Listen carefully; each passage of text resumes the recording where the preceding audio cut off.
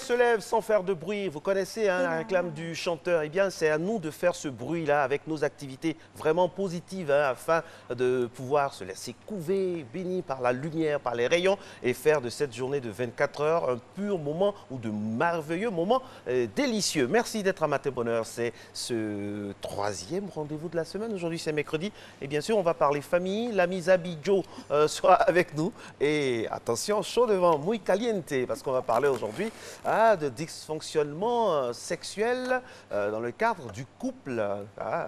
Un thème vraiment avec énormément de cas. Attention à vos calepins, on va rigoler, mais au-delà de tout ça, on va apprendre. Bonjour ma très chère. Bonjour à vous, cher Marcelin. Bonjour, déjà. Eh oui, et puis je voulais ajouter un héla pour, voilà, pour paraphraser bien sûr la même chanson. On est très heureux de vous retrouver en ce mercredi. Ce mercredi un peu hot quand même, il faut le dire. En fin d'émission, on aura des sensations à vous faire vivre pour bien sûr et maintenir l'équilibre dans vos couples. Mais avant, on aura bien sûr l'image du jour qui arrive maintenant avec la complicité de notre chère Christelle Akoussa qui réalise cette émission. Absolument, vous le savez, le coronavirus avec toute la hantise. Donc on a cette image donc, de la ville fantôme. De nombreuses villes du côté de la Chine sont dans cette atmosphère-là où vraiment on a peur, personne dans les rues. Dans la province par exemple du Hubei, on a enregistré encore des morts. En ce moment, on est pratiquement aux alentours de 106 morts exactement en Chine par rapport au coronavirus. Et puis quand on parle de ce phénomène, il faut le rapprocher à la proximité en Côte d'Ivoire. Pour le moment, ça va. C'est ça, on nous dit que tout est sous contrôle. Donc voilà, on fait confiance en nos autorités sanitaires. Donc tout se passera bien. Voilà. C'est là où on attend aussi le ministère de la Santé pour nous donner des informations au quotidien. Et on sait pouvoir compter sur ce ministère-là pour vraiment rassurer et informer les Ivoiriens. N'est-ce pas, ma très chère? Et bien évidemment. En tout cas, nous, on sera là. On se fera fort de vous recevoir pour informer les téléspectateurs, la population, parce que c'est notre mission première. Sinon, aujourd'hui, on célèbre les Constances. Coucou à toutes les personnes qui s'appellent Constance. La constance dans vos actions, la constance dans vos efforts. Ça finit toujours par payer. Coucou à l'artiste, à la chanteuse Constance, qui est bien évidemment, elle représente son nom. Elle est constante dans la foi, constante dans la louange, constante dans sa manière d'être. Exactement. En tout cas, on apprécie ce qu'elle fait depuis maintenant plein de décennies. Et puis, voilà, comme on le dit, le Saint-Esprit parle en elle. Et puis, notre très cher Cyriaque Bougou sera avec nous dans la rubrique Vrai ou Faux. Avec lui, on va vraiment être il va être pour nous un véritable couteau suisse. Il va nous donner des infos très croustillantes. On salue Lansina Ouattara qui est en voyage, notre locataire de la case Vrai ou Faux. Mais donc, cette fois, fait une passe décisive à Cyriaque Bougou. Passe décisive, ça tombe bien maintenant pour le journal avec Mr. Friday, mais qui aujourd'hui est Mr. Thursday. C'est parti.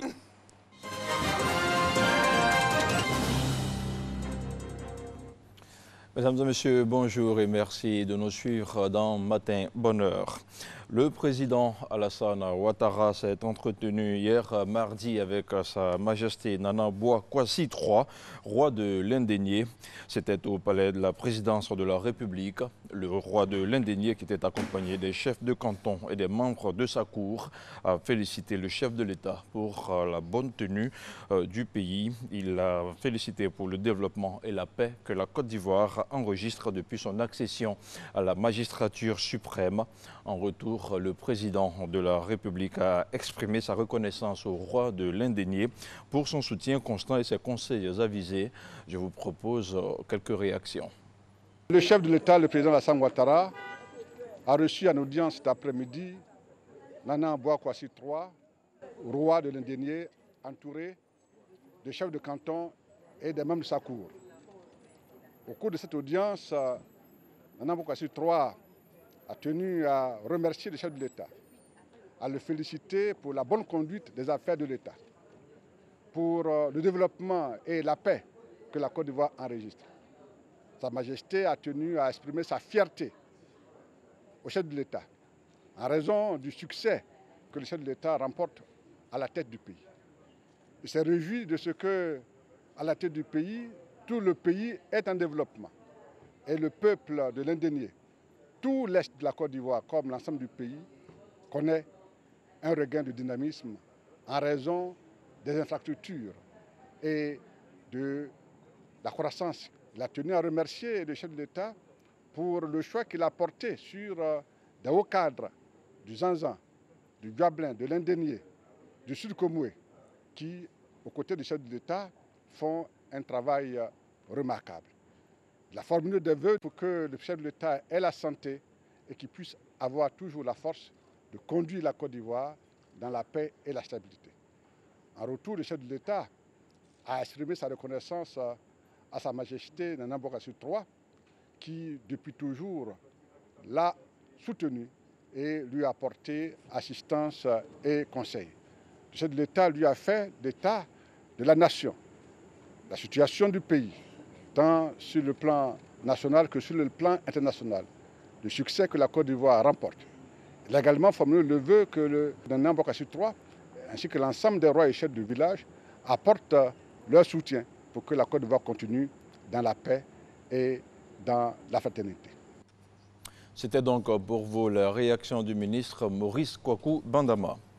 L'échange des pairs pour l'accélération des paiements numériques au titre de la protection sociale a pris fin à New Delhi en Inde.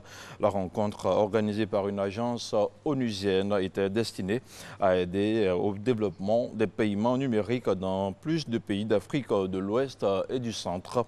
Un partage d'expériences enrichissant et hautement bénéfique selon Hugues Hervé Blé de retour de New Delhi.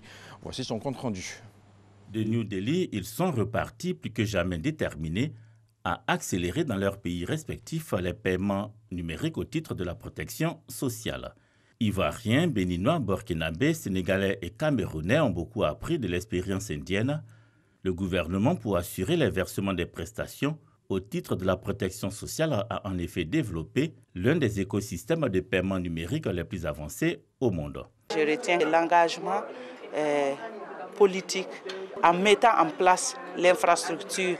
Le deuxième aspect, c'est cette synergie d'action entre le secteur public et secteur privé. Dans tous les ménages, ils ont une culture en fait de l'électronique et je pense que ça a été des facteurs favorables qui ont boosté en tout cas la digitalisation des paiements électroniques ici. L'expérience indienne est une source d'inspiration dans bien de domaines pour la délégation ivoirienne. La chaîne nationale de solidarité que nous avons lancée, c'est encourager chaque Ivoirien à faire un don, à partager avec l'autre qui en a moins.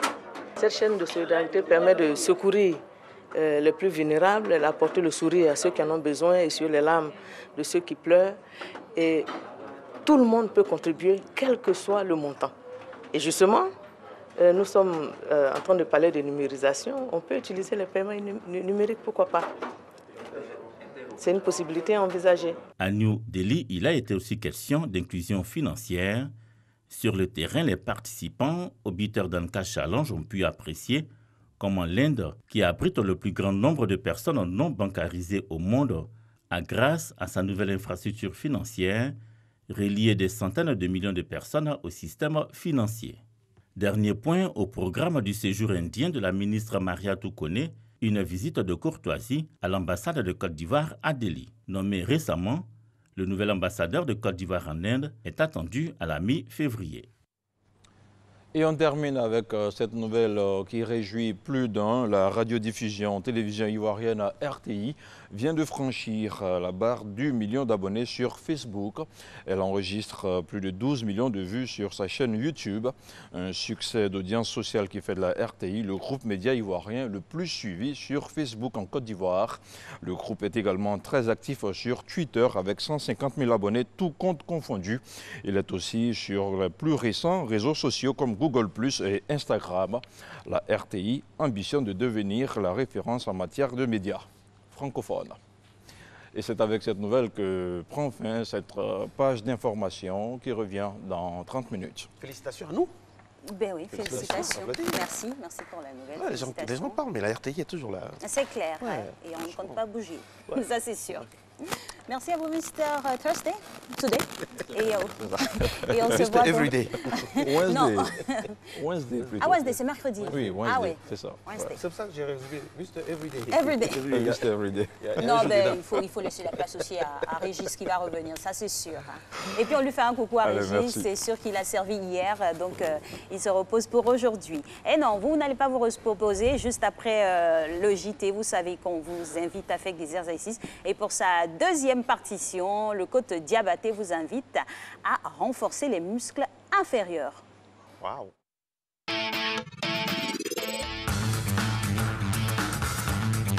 Bonjour à tous. Ok.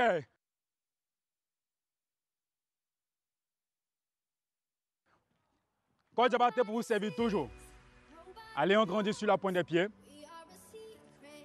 1, 2, 3, 4, 5, 6, 7 et 8.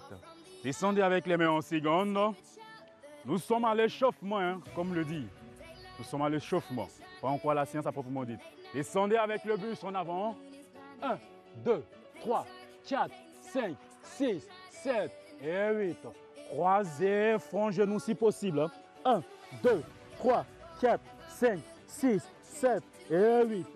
Changez d'aussitôt, tout doucement. 1, 2, 3, 4, 5. Et élevez le buste tout doucement. 1, 2, 3, 4, 5. Dans cette position, on va descendre côté. 1, 2, 3, 4, 5, 6, 7 et 8. On reste dans cette position, serrez fessiers, contractez abdos. Sortez bien la hanche et basculez légèrement en arrière avec inspiration. 1, 2, 3, 4, 5, 6, 7 et 8. Revenez en soufflant. Ok. Descendre le bras en avant. Le buste bien droit. Flexion au niveau des genoux et descend tout doucement. 1, 2, 3, 4, 5, 6, 7 et 8. On se relève tout doucement. On rassemble les jambes. Ok. Sur place, on va trottiner. Trottiner.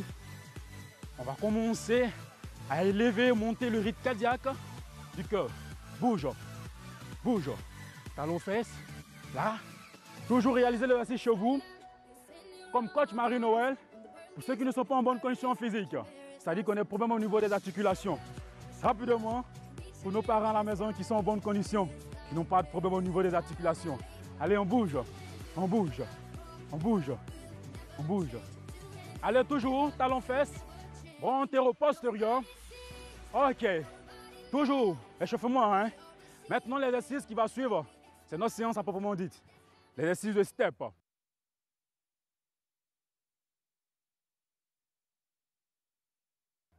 Cet exercice sert à élever le rythme cardiaque et renforcement musculaire au niveau des muscles du bas.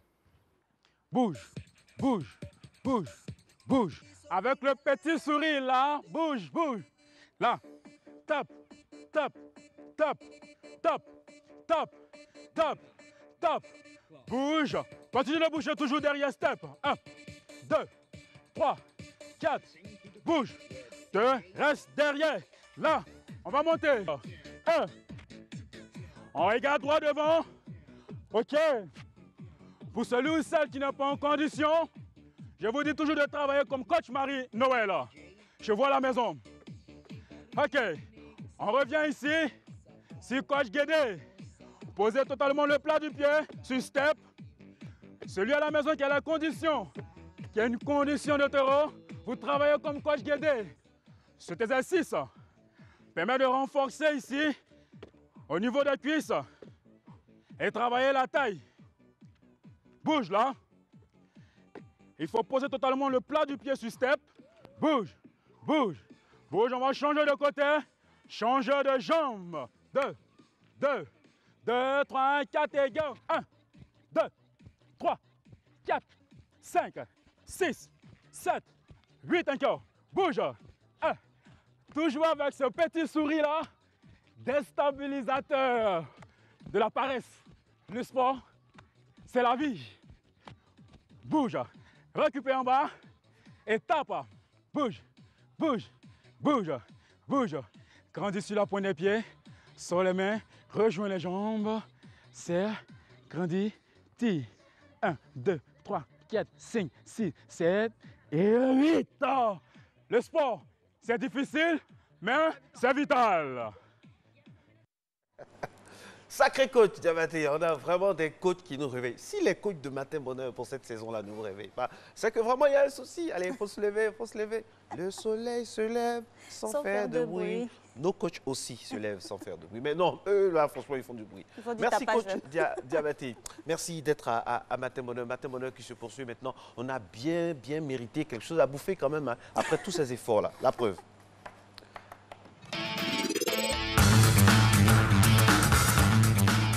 Dit comme ça, on se dit, on va en bouffer, mais bon, ce soir, c'est light. Ce matin, c'est light.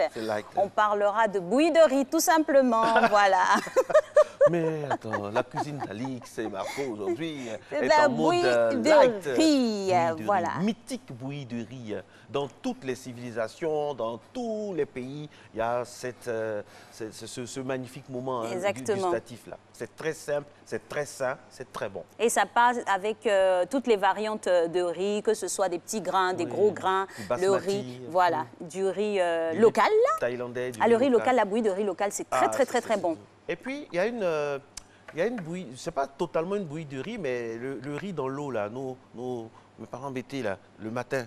Le riz dans l'eau. C'est le gratin. Le gratin de riz. Voilà. Ah là là là là. Le fond de la marmite, on met de l'eau et puis bon, ça se décolle comme ça. Ouais, ça se décolle. Et puis, il y a une marmite, la marmite est un peu noire.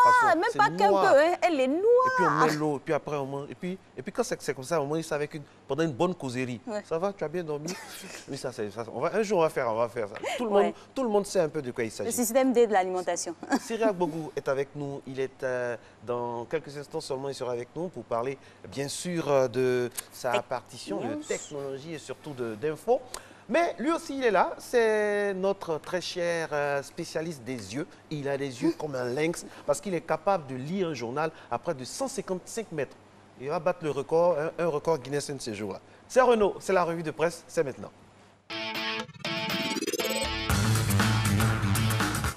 Bonjour Renaud. Bonjour Alex. Alors, on démarre cette revue de presse avec, bien sûr, les activités du chef de l'État. Bonjour aussi à vous, Marco. Oui, Alassane Ouattara a reçu Sa Majesté Nanan Bouakwasi III, roi de l'Indénié, qui était accompagné de chefs de canton et des membres de sa cour. Au cours de cette rencontre, le roi de l'Indénié, selon Fraternité Matin, a félicité le chef de l'État pour la bonne conduite des affaires de la nation. Et ce n'est pas le seul journal qui s'intéresse à cette visite royale. Oui, le Matin s'intéresse aussi à cette visite de Sa Majesté Nanan Bouakwasi III au chef de l'État. Le confrère relève que le ministre Maurice Bandama livre les secrets de cette rencontre. Et plus de 3 semaines après le décès du colonel Isiaka Ouattara dit Ouattao, le programme des obsèques est dévoilé. Oui, on en sait un peu plus sur le déroulement des obsèques du commandant des unités rattachées à l'état-major des armées UREMGA. Selon le programme officiel que publie Soir Info, tout a débuté hier avec les présentations officielles des condoléances à Abidjan et à Doropo, sa ville natale.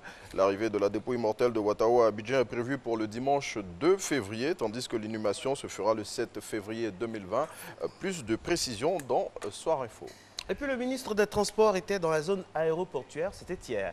Oui, Amadou Koné, accompagné du directeur général, du président du conseil d'administration et d'autres responsables de l'aéroport Félix Houphouët-Boigny d'Abidjan, se sont rendus sur les traces des failles de sécurité qui ont profité à Annie Guibaï, l'adolescent qui, l'on se souvient, avait été retrouvé mort dans un avion de la compagnie Air France. Plus de détails dans l'intelligent d'Abidjan. On reste avec l'intelligent d'Abidjan, mais on change de commune. Cette fois-ci, nous sommes à Yopougon. Oui, dans le cadre de l'opération d'assainissement et d'embellissement de la commune, la mairie de Yopougon a entrepris une vaste opération de démolition de bâtiments construits en dehors des limites autorisées. Cette opération, à certains endroits de la commune, n'est pas faite dans les règles de l'art, selon les populations qui ne sont pas contentes de leurs autorités municipales. Et indexée, la mairie de Yopougon, à travers M. Yeo, son directeur technique à qui l'intelligent d'Abidjan a accordé une interview, déclare que la mairie est victime d'un faux procès. Et puis on part au Sénégal maintenant, où le FEMUA 2020 a été lancé hier. Oui, c'est à Dakar que la 13e édition du Festival des musiques urbaines d'Anoumabo a été lancée hier. Le choix de la capitale sénégalaise pour ce lancement n'est pas fortuit car le pays est à l'honneur de cette cuvée du FEMUA qui va se dérouler du 14 au 19 avril 2020 autour du thème paix et développement. Plus de détails dans l'inter de ce jour. Et on revient en terre des Bionis pour refermer cette revue de presse. Oui, c'est avec ce clin d'œil qui est fait à Matin Bonheur par le quotidien Le Matin. Le Matin qui publie une interview du professeur Koulibaly Funseke Amadou sur le thème « Nos techniques pour permettre aux couples infertiles d'avoir un enfant ». Vous vous en souvenez, cet article que le confrère retranscrit a été plutôt une interview qui a été accordée par vos soins, Marco et Alix, à ce professeur qui est maître de conférence au CAMES, et c'était la semaine dernière dans le cadre de l'une de nos émissions. Les droits d'auteur... non, parce bon. que c'est l'occasion de remercier la rédaction en chef de cette émission, parce que très souvent, nos invités parcourent toutes les chaînes d'Afrique et tous les réseaux. Et vraiment, on est très fiers de la qualité de nos invités. Le moins qu'on puisse dire, c'est qu'on ne se réveille pas pour rien. Merci beaucoup, très cher Renaud. On vous retrouve demain, toujours avec le même plaisir. Ça fait plaisir quand même. Oui, effectivement, de savoir que nous sommes utiles, parce que c'est ça l'essence de cette émission, apporter des informations vraies, des informations utiles qui permettent de changer tout simplement votre quotidien, puisque nous sommes là du lundi au vendredi. Et puis aujourd'hui, restez avec nous, parce que dans le dernier couloir de cette émission, on sera avec Dr Frédéric Zabi. Ça va chauffer, parce que lui, quand il est là, c'est des cas concrets, c'est direct. Et puis hier encore, vous avez été encore nombreux à être avec nous, avec le maître Yapobi qui va revenir pour d'autres cas, parce qu'hier on a eu seulement qu'à étudier 2 cas, des cas concernant le licenciement abusif, un des thèmes que vous avez plébiscité à travers les réseaux sociaux. N'est-ce pas, Alix? Exactement. Et puis, pour la dernière phase qu'on aura à développer aujourd'hui, j'ai eu des messages de partout, de Kinshasa, de Brazzaville, du Sénégal. Il y a certaines dames qui m'ont dit, avec ce que Marcella a annoncé hier comme teaser, là, nous sommes calés. Donc, coucou à vous tous. Et puis, ne bougez pas. Elles aiment ça. Ne vous en faites pas. Ça va, ça sera bien. Cyriac, il sourit déjà. Comment ça va, Cyriac? Ça va très bien. On lui donne le sourire, non? Toujours. Ah, mais super. Bienvenue. Bonjour. Polonski va bien? Il y a des coudes. Allez, on se retrouve juste après ça.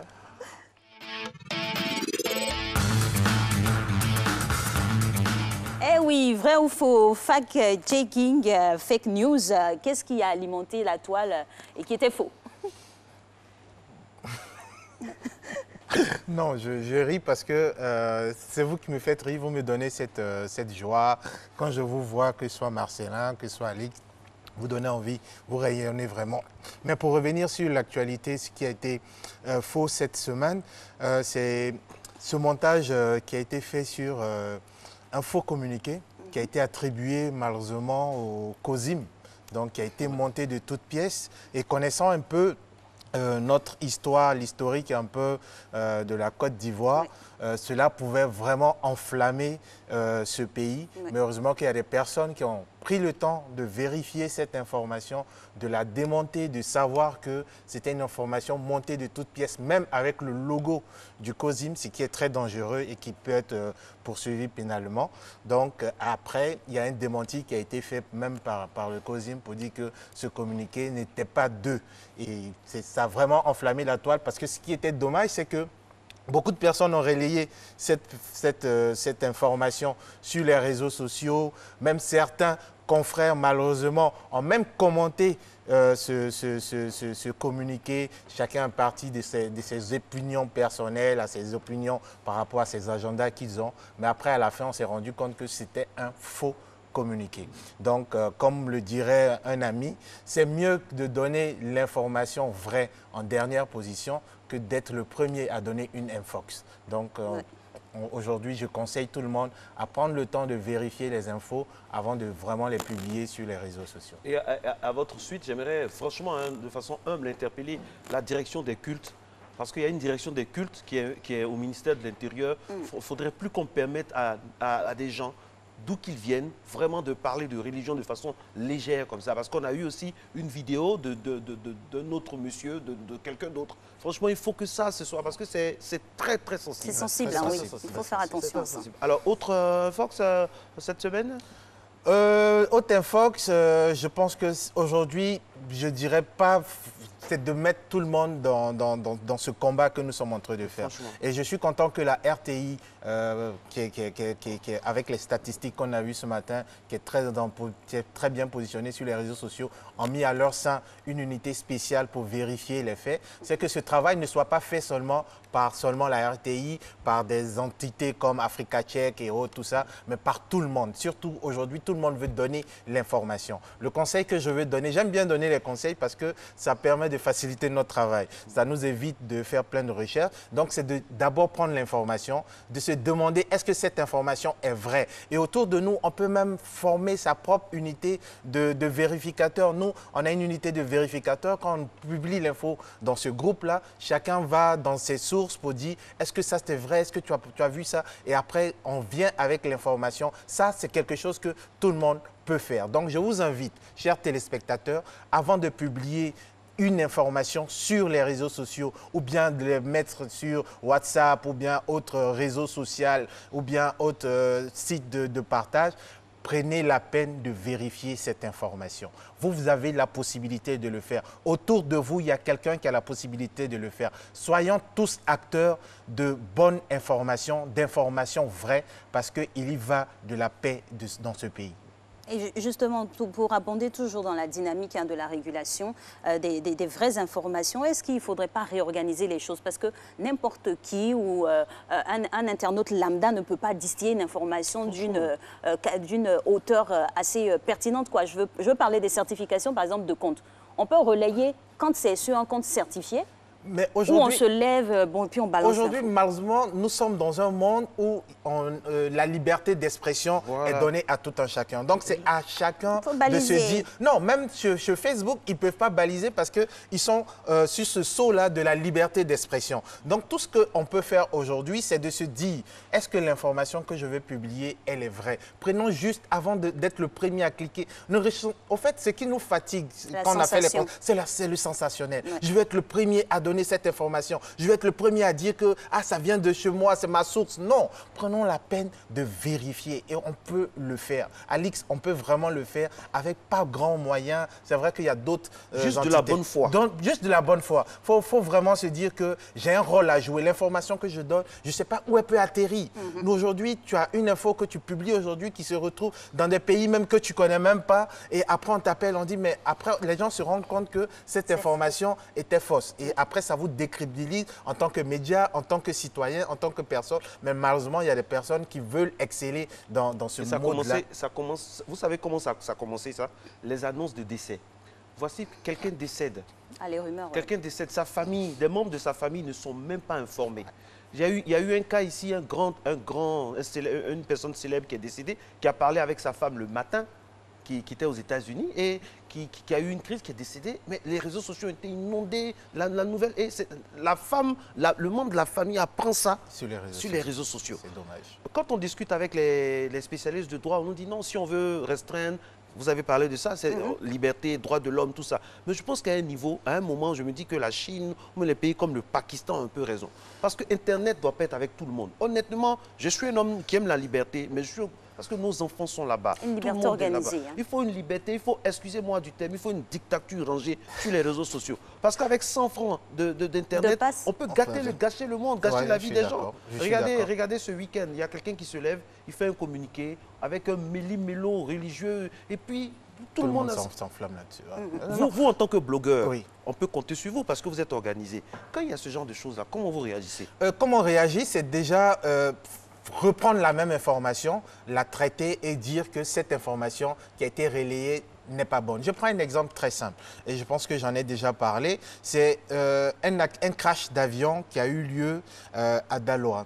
Donc peut-être les faits ont eu lieu 2 ans auparavant et le site bien connu d'Abidjan.net a eu un bug.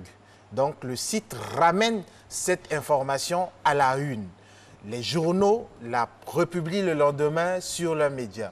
Mais lorsque j'ai vu l'information, moi je ne suis pas journaliste, je suis simplement blogueur. J'ai fait 3 choses. J'ai appelé quelqu'un à Daloa. Est-ce qu'il y a un crash? Il y a eu un crash d'avion dans votre ville. La personne m'a dit non. J'ai appelé quelqu'un à l'Agence nationale de l'aviation civile, l'ANAC. Est-ce que vous avez appris tel truc? Est-ce qu'une équipe d'enquête est allée? Et ils m'ont dit non. Si c'est la même information que vous me donnez, il date de 2 ans. Il y a de cela. J'ai fait un article, j'ai publié le même jour. Mais le lendemain, j'étais surpris de voir à la une de plusieurs journaux publier crash à Daloa, crash à Daloa. D'autres même disent j'étais là-bas, c'est devant moi, ça s'est passé. Et pour le surlendemain, faire un erratum pour dire que c'était une fausse information et tout ça. Soyons tous des acteurs de la bonne nouvelle. C'est-à-dire, publions des choses, même ne soyons pas dans le sensationnel. Parce que ce que j'ai constaté, plus tu es le dernier à donner une information vraie, tu restes crédible, que d'être le premier à donner une information fausse. Après, tu n'as plus de crédibilité. Quand on dit cette information vient de ce site, vient de ce journal, vient de cette personne, on la prend avec beaucoup de pincettes. Exactement. Il y a des sites comme ça aujourd'hui qui sont sites à non grata, hein, il faut le dire. On peut plus leur faire comme ça. C'est plus possible. Alors, en ces temps de, on va dire, l'année, elle est charnière, on sait tous. Hein. Quel conseil on peut donner? Comment traiter l'information même? Aujourd'hui, pour traiter l'information, c'est de se créer d'abord un réseau. Et aujourd'hui, Dieu merci, le réseau, chacun de nous a forcément dans son entourage un journaliste, quelqu'un qui s'y connaît sur un sujet bien précis.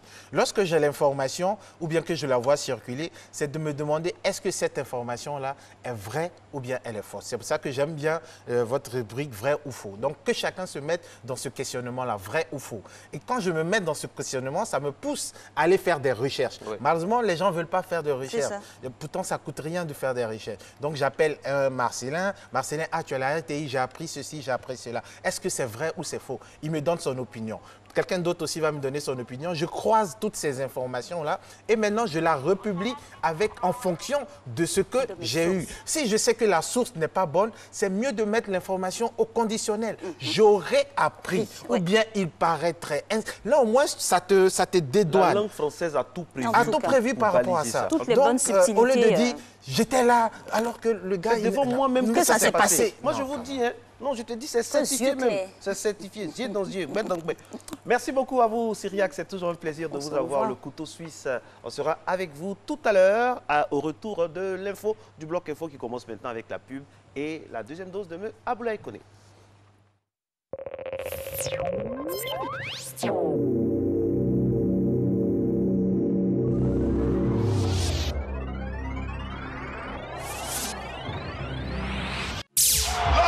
d'Ivoire est championne d'Afrique. Outstanding. Djokovic. None. Oh, Shane Williams chest. Les Ivoiriens qui vont s'imposer. Marie-Josée Talou. C'est incroyable.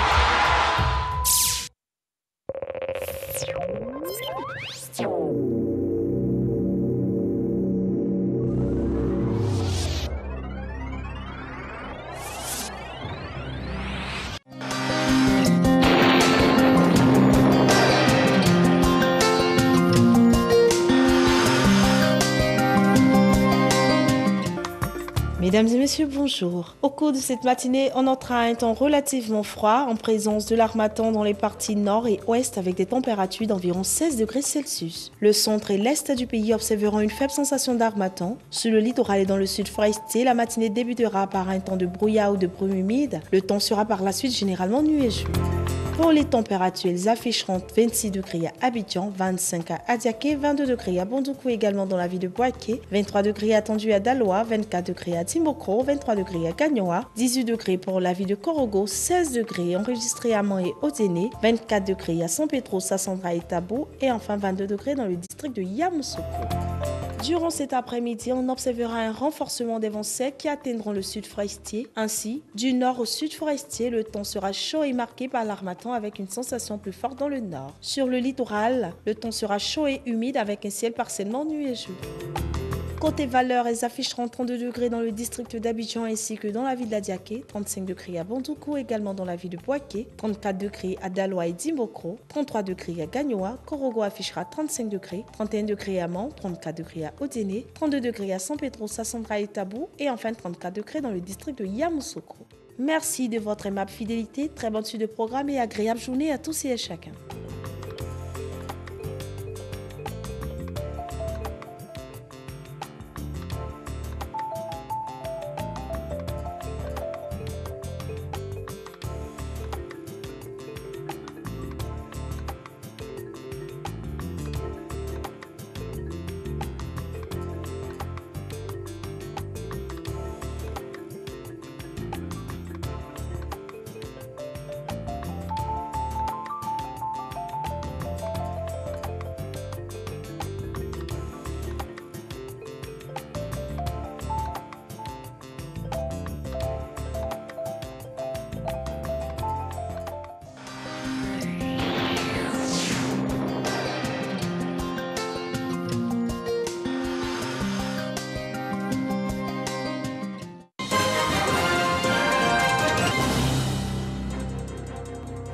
Bienvenue dans ce deuxième virage de l'information dans Matin Bonheur, l'information africaine. Et on démarre avec le Mali. La justice a ordonné hier mardi la remise en liberté provisoire d'Amadou Aya Sanogo et de ses co-accusés. L'ex-putschiste attendait son procès depuis son arrestation en 2013. Il est accusé d'avoir ordonné l'assassinat de 21 bérets rouges en 2012. Le corps des bérets rouges fidèles au président déchu Amadou Toumani Touré et qui avait plutôt tenté de s'opposer aux putschistes avait été retrouvé en 2013 dans une fosse commune. 39 morts, c'est le bilan de l'attaque terroriste perpétrée samedi au Burkina Faso contre le village de Silgadji dans le nord du pays. Une information qui, bien que confirmée par les autorités, avait été donnée plus tôt par une source sécuritaire sous couvert d'anonymat. Le Burkina Faso reste confronté à des attaques terroristes qui ont fait près de 800 morts et près de 600 000 déplacés ou réfugiés depuis 2015. Au Soudan du Sud, le président Salva Kiir a promu 5 officiers à un rang très élevé au sein de l'armée. Les 5 hommes sont des proches du chef de l'État et ses détracteurs l'accusent de renforcer sa mainmise sur le secteur militaire. Des critiques balayées par le porte-parole de l'armée. En Afrique de l'Ouest, au Togo, la Commission électorale nationale indépendante a démarré lundi le déploiement du matériel électoral non sensible. La démarche vise à tout mettre au point pour le vote prévu pour le 22 février prochain. L'opération marque le début de grandes actions préélectorales. Des formations sont également prévues à l'intention de l'ensemble du personnel électoral dans les prochains jours. Regardez. Dans ces cartons, le matériel non sensible qui servira dans le processus électoral du 22 février prochain. Tout est donc réuni, ou presque, pour que chaque bureau de vote soit doté du nécessaire avant le jour J. Ce matin, il s'agit en fait de déployer l'ensemble du matériel non sensible sur l'ensemble du territoire, en commençant bien sûr par le fin nord. Nous nous disons toujours qu'il faut commencer par le plus loin, de manière que si à la dernière minute il y a des ajustements à faire, on les fait plutôt sur les lieux les plus proches. C'est plus facile. Nous avons 2 types de matériel. Ce que nous appelons le matériel non sensible, si on peut le caractériser comme ça, et le matériel sensible. Des urnes, des isoloirs, des tableaux d'affichage, les kits bleus. Nous appelons kits bleus en fait des boîtes dans lesquelles on rassemble tout ce qui est fourniture. Règles, bics, gommes, toutes ces menus fournitures. Nous avons également à ce stade l'envoi des listes électorales. Les listes électorales, après tout le processus, nous avons édité et imprimé toutes les listes électorales du fichier électoral.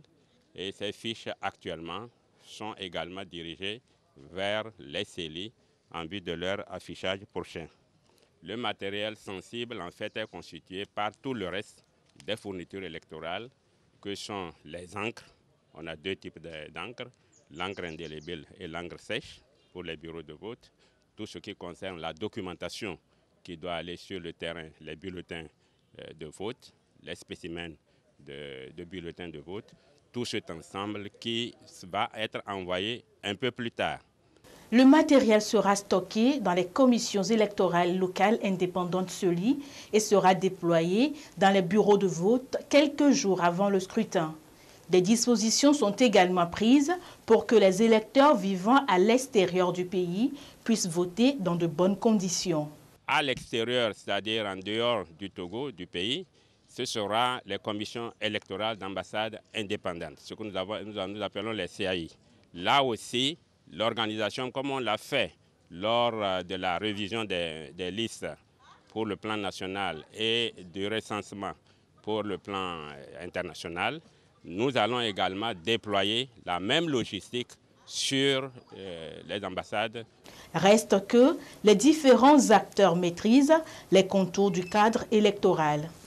Et la CENI s'emploie à cet effet pour que l'ensemble du personnel électoral soit formé dans les meilleurs délais. Et on termine avec la Mauritanie où depuis quelques jours, les prix des médicaments connaissent une hausse vertigineuse dans les pharmacies. Les importateurs affirment que la hausse est due à la fluctuation des prix sur le marché international.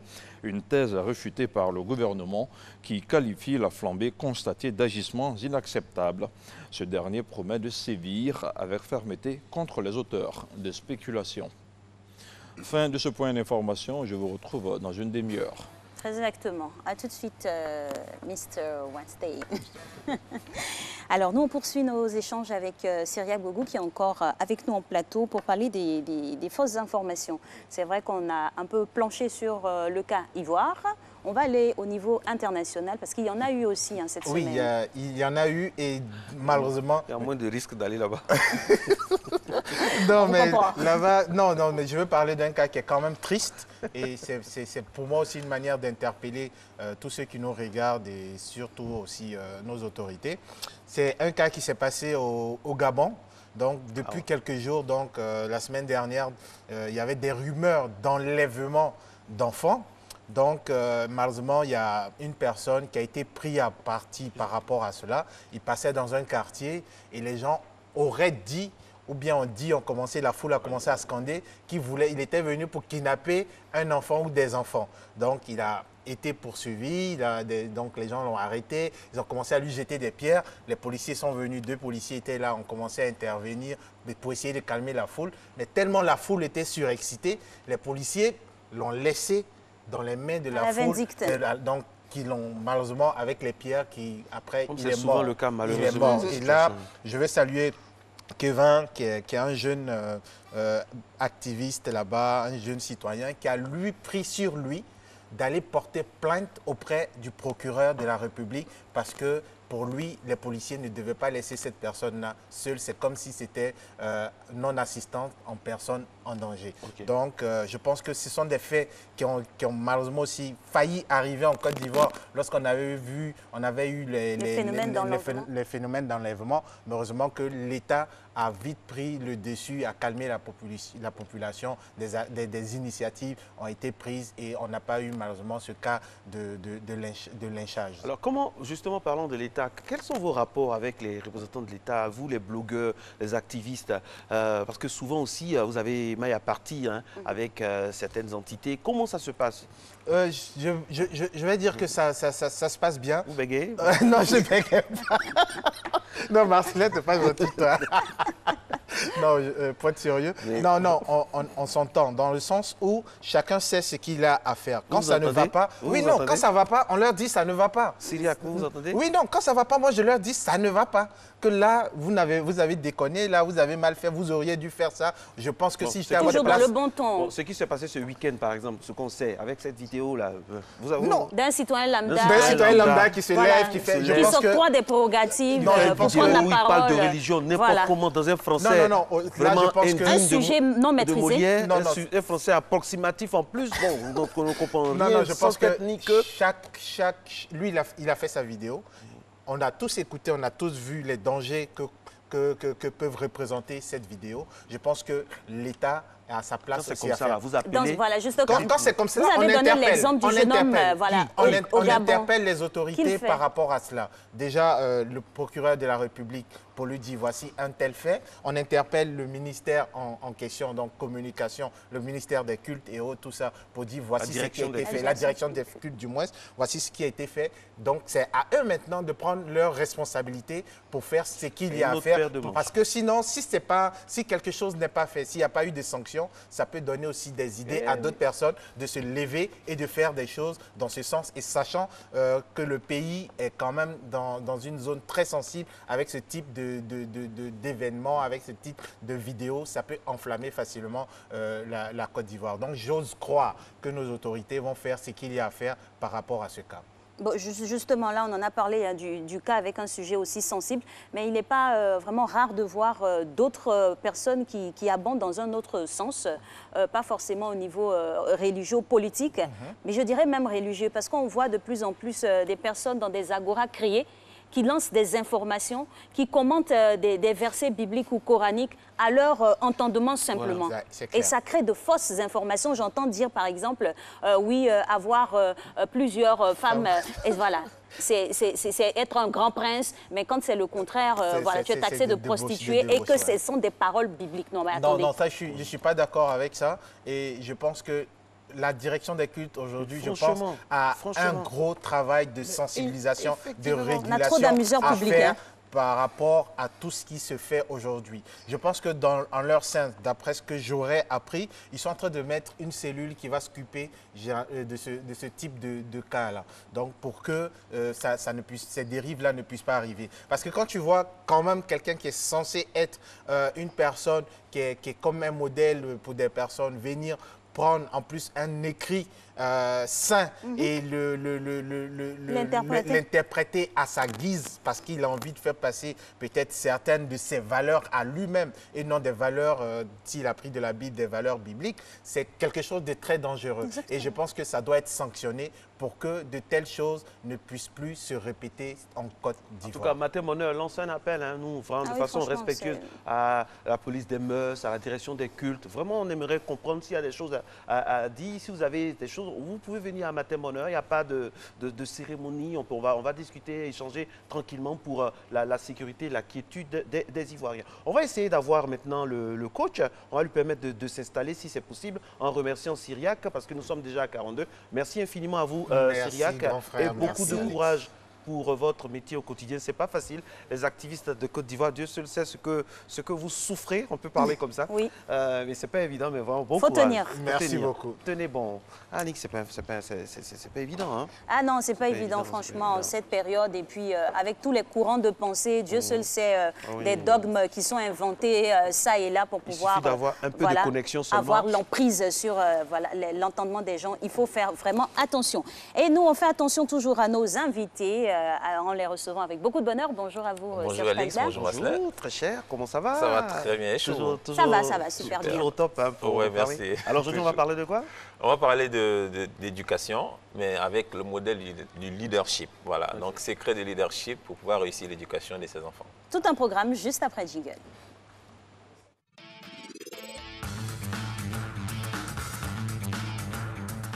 Alors, le coach le plus glamour est là. Tout le monde a son baptême. Oui, le coach que je croise souvent, très stratégique. Alors, c'est quoi la notion de leadership? Alors, la notion de leadership, c'est simplement la capacité à savoir mener des personnes vers une destination bien donnée ou une vision, on va dire tout simplement. Voilà. Et donc, justement, aujourd'hui, nous allons parler du lien entre leadership et éducation. Voilà. Tout simplement parce que, vous savez, je pense que dans notre façon basique de voir les choses, on a souvent abordé la notion d'éducation avec cette façon de communiquer des valeurs à un enfant, de lui inculquer une culture, une tradition, ainsi de suite. Ce qui n'est pas mauvais, mais pour moi, c'est vraiment le modèle basique de l'éducation. Parce que le mot éducation, lui-même, quand on prend dans l'étymologie, il signifie faire émerger. Donc ça signifie que quand on éduque une personne, c'est de lui faire émerger en fait en réalité son potentiel. Donc l'éducation, c'est l'émergence. L'émergence. Oui, bah oui. On peut le dire comme ça. Quand on est éduqué, c'est sûr qu'on va émerger. Donc c'est vraiment faire sortir de quelqu'un ce qu'il a en lui déjà. C'est pas de lui imposer une vision des choses. Vous voyez souvent les parents, ils ont tendance à vouloir que les enfants les remplacent dans leur mission. Ou parfois même, quand ils ont échoué dans une mission, ils ont voulu être docteur, ils ont voulu être médecin, ils ont voulu être pharmacien ou je ne sais pas quel métier. Et quand il a échoué, il veut que l'enfant vienne suivre ses voies. Ou alors, il a fait et il s'est dit, comme c'est la meilleure voie, c'est la voie que l'enfant doit suivre. Non, ce n'est pas vraiment cette démarche-là qu'il faut avoir.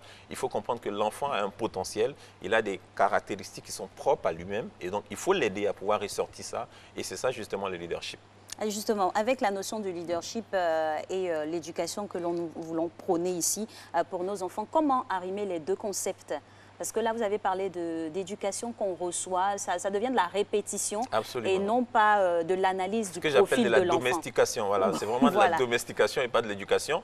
Et donc, oui, pour pouvoir allier ça au leadership, c'est juste de comprendre. C'est vrai, comme je dis, c'est pas mauvais. Parce que l'enfant, à la base, il n'a pas le sens du discernement, il ne sait pas ce que c'est que la vie. Donc, basiquement, bien sûr, il faut lui inculquer les valeurs de base, comment se comporter en société et tout. Mais quand l'enfant il prend de l'âge, à un moment donné, il faut permettre à l'enfant de réfléchir par lui-même. Il faut l'aider à atteindre ce qu'on appelle l'autonomie. Parce que le but du leadership, ce n'est pas de créer des adeptes, c'est de créer des leaders. Donc, quand j'approche mon enfant, je ne suis pas en train d'en faire un adepte de moi. Un enfant qui voit les choses comme moi, qui aborde la vie comme moi, qui réfléchit comme moi. Non, ce n'est pas ce que je fais. J'essaie de former un leader. Donc, en ce moment-là, je l'aborde avec quelqu'un qui a un potentiel. Il est encore petit, mais il a en lui un potentiel qui doit émerger. Et moi, mon rôle en tant que leader, c'est de l'encadrer, de sorte à ce qu'il puisse émerger ce potentiel-là. Et donc, il y a toute une approche dedans, parce que c'est pas, non, écoute, dans la vie, voici ce qu'il faut faire, voici la meilleure voie à suivre, voici la branche qu'il faut suivre à l'école, ben, voici ce qu'il faut faire pour pouvoir être brillant en société, ainsi de suite. Moi, je parle à l'enfant. J'aide l'enfant à découvrir ce qui est en lui. J'aide l'enfant, bien sûr, il y a toute une approche, hein, il y a ce qu'on appelle la maïeutique. Donc, aider l'enfant, justement, à pouvoir réfléchir par lui-même, à pouvoir se poser des questions. Et justement, en creusant comme ça, l'enfant, il y a des choses qui vont sortir. Vous êtes surpris souvent en tant que parent de voir vos enfants dire des choses avec des réflexions. Vous dites, mais où il a enlevé ça? Parce qu'en réalité, nos enfants viennent uniquement par nous, ils ne viennent pas de nous. Qu'est-ce que ça veut dire? Ça veut dire que nos enfants, nous sommes juste des canaux par lesquels les enfants viennent sur la terre. Mais les enfants, ils ont une source. Et justement, cette source-là n'est pas perdue. Et donc, en réalité, nous les parents, notre rôle, ce n'est pas de remplacer la source, mais c'est juste d'encadrer l'enfant en tant que tuteur. Par exemple, peut-être que vous l'avez déjà vécu, quand vous étiez chez des parents à l'intérieur du pays ou ailleurs, en tant qu'élève pour étudier, vos parents étaient là. Mais les tuteurs ne remplaçaient pas vos parents. C'est vos parents qui peut-être finançaient vos études, c'est vos parents qui amenaient toujours l'argent, qui veillaient sur vous, qui vous donnaient même une éducation à distance. Le rôle des tuteurs, c'était de vous encadrer, de vous permettre d'avoir un lieu où vivre, de vous permettre d'avoir une certaine assistance pour pouvoir réussir justement la carrière ou le cursus scolaire que vous aviez. Donc la source qui est Dieu, naturellement, c'est de là que les enfants viennent. Nous ne sommes que des canaux par lesquels les enfants viennent. Ça, il faut le comprendre. En ce moment, ça nous donne un lâcher-prise par rapport à nos enfants. Et même quand on parle d'eux, on ne parle pas d'eux comme nos propriétés privées. On parle d'eux comme des gens, en fait, que Dieu nous a confiés pour pouvoir encadrer, et bien sûr pour les amener à pouvoir déployer leur potentiel et accomplir leur mission. Ouais. Et donc, cette approche-là nous donne de pouvoir nous voir nous-mêmes comme des encadreurs, comme des superviseurs, et non comme des gens qui ont des objets à leur disposition qu'ils vont manipuler comme ils veulent. Ça tombe bien, encadreur, tout ça. Et puis dans le sens de la maïeutique, j'ai été attiré par un fait. Il y a plusieurs thèses qui s'affrontent dans l'éducation. Quand on veut faire de nos enfants des leaders, il faut inculquer aux enfants, il y a deux choses. Soit à être toujours meilleur que les autres, à dépasser. Il y a des parents comme ça, tu dois toujours être le premier. Et il y a d'autres parents qui disent non, c'est toi-même que tu dois dépasser au quotidien. Ces deux thèses-là s'affrontent constamment, non? Absolument. Et justement, l'erreur avec cette tendance à comparer les enfants aux autres, c'est que quand l'enfant il va être à un certain niveau, comme on dit, si vous arrivez dans un endroit où il n'y a que des aveugles, si vous êtes bonne, vous considérez que vous êtes complet. Donc l'enfant, s'il a tendance à se comparer aux autres, s'il est dans un endroit, excusez-moi, de vaut rien, il aura l'impression qu'il est un champion, alors qu'en réalité, il doit se comparer à lui-même, être meilleur que celui qu'il était hier. Tout à fait. Voilà, donc justement, je suis d'accord avec la deuxième thèse qui dit que l'enfant doit pouvoir se comparer à lui-même. Et c'est ça justement le leadership. Aider les enfants à savoir se dépasser eux-mêmes. Et ça justement, on trouve le potentiel en nous, on le déploie et progressivement on devient un champion. Et là, vous avez parlé de la pluralité, j'y arrive, des enfants. Il y a certains qui vivent l'unicité en étant enfant unique. Mais quand on a plusieurs enfants comme ça, il faut adapter le leadership pour chacun d'entre eux. Absolument. Absolument, parce que les enfants, ils sont totalement différents. Il ne faut pas les aborder de la même manière. Et c'est pour ça qu'en tant que parent, l'une des qualités des leaders, c'est vraiment l'observation. Il faut avoir ce sens d'observation, observer vos enfants, comprendre un peu leur personnalité, comment chacun réagit, comment chacun voit la vie. Et ça doit se faire depuis le bas âge. Et c'est justement sur la base de ces observations-là qu'on essaie d'encadrer les enfants pour les amener à déployer leur potentiel.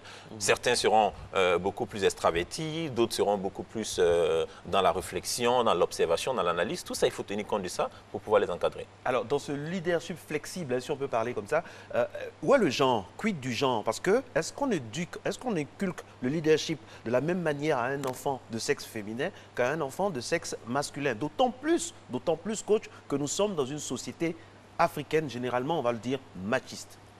Alors, justement, la notion de spécification intervient encore une fois. Moi, je ne mets pas forcément l'accent sur la notion de sexe parce que j'estime que les hommes et les femmes, il n'y a pas grande différence en termes de potentiel. Bien sûr, le sexe, ça c'est vraiment... voilà, ok. Mais sinon, en termes de potentiel, la femme est capable d'autant de choses que l'homme. Et même de dépasser l'homme. Ouais, et même de dépasser l'homme. Donc ça, il faut le comprendre et se dire, en termes de potentiel, c'est pareil. Maintenant, je tiens compte justement de la spécificité de mon enfant qui n'est pas forcément liée au sexe, mais qui peut être liée à d'autres choses, comme la personnalité, le tempérament, la sensibilité. Voilà, parce qu'il y a des phrases du style « garçon ne pleure pas ». Moi, j'aime pas ça. Le garçon, il est sensible, il peut pleurer aussi. Oui, il peut pleurer. Sûr. Garçon ne pleure pas, c'est les femmes qui pleurent. C'est une remontée de l'âme, il faut le laisser. Et puis la petite fille aussi, elle est là, et puis on dit ça devant elle. Le garçon ne pleure, c'est les femmes qui pleurent. Ouais. Et j'ai vu ça récemment sur Internet, que j'ai bien, on dit c'est que tout ce qu'on réprime s'imprime. Alors, ça veut dire que tout ce qu'on réprime comme émotion va finir par s'imprimer en nous, va rester comme une empreinte émotionnelle, mais qui va finir par faire des dégâts à l'avenir. Donc c'est important, bien sûr, de laisser les enfants s'exprimer, dire que parce qu'il est garçon, il ne doit pas faire ceci, il ne doit pas faire cela. Non, ça peut arriver. Après, bien sûr, en tant que parent, vous pouvez l'encadrer dans ce sens, discuter avec lui, l'amener à comprendre des choses. Et c'est sûr qu'il y a des choses que l'enfant ne comprendra qu'avec le temps. Et il faut l'accepter. Il est un enfant, il y a des choses qu'il ne peut pas comprendre, il ne peut pas réfléchir comme vous adultes. Je vois souvent des parents qui ont tendance à traiter les enfants comme s'ils avaient affaire à leurs camarades du même âge. Non, il faut comprendre que c'est un enfant, il faut tenir compte de son évolution, il faut tenir compte justement de son âge pour pouvoir l'aborder et parler avec lui. Voilà. Alors coach, toujours dans l'évolution de la découverte du leadership de chacun de nos enfants, comment interviennent les influences? Alors, les influences, il y en a toujours. Il y en a toujours, mais une chose qui est très intéressante, justement, j'en ai en parlé en tant que, par rapport au point de leadership, c'est qu'à un moment donné, le rôle du parent, c'est d'apparaître dans l'esprit de l'enfant comme le héros. Et ça, c'est un challenge que tout parent doit avoir. Si vous n'apparaissez pas dans l'esprit de vos enfants comme des héros, vous seriez la dernière personne qu'ils vont écouter. Par contre, si vous arrivez par votre, je vais dire, par votre discipline de vie, par votre façon d'aborder les choses, par votre façon de faire, par votre cohérence, ça c'est important, parce que les enfants ont besoin de voir des parents qui sont cohérents. Donc, il fait ce qu'il dit, il dit ce qu'il fait. Donc, dans cette cohérence, dans l'enfant, à un moment donné, il vous verra comme un modèle. Naturellement, les enfants voient leurs parents comme un modèle. Mais si ils vous voient comme un modèle et que dans le modèle que vous présentez, il y a de l'incohérence, vous allez finir par donner de l'incohérence à l'enfant. En ce moment-là, l'enfant, il sera perdu dans la communication que vous le véhiculez. Et quand il va être confronté à des messages, il aura tendance à douter de ce que vous dites.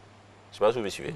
Alors, donc, bien sûr, il y aura de l'influence dehors, mais l'enfant, il doit vous avoir comme modèle, de sorte à ce que peu importe l'influence qu'il reçoit dehors, il va d'abord écouter qu'est-ce que papa dit.